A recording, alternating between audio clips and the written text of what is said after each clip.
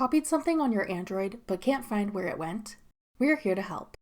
I'm Jessica, and in this video, I'll show you how to find your clipboard on Android. Now let's get started. To find your clipboard on Android, copy some text or an image.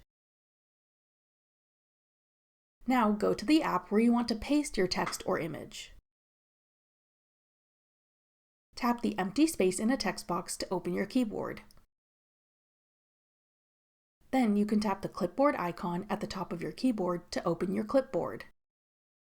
Things you've recently copied can be found here. Tap an item in your clipboard to paste it into the text box above.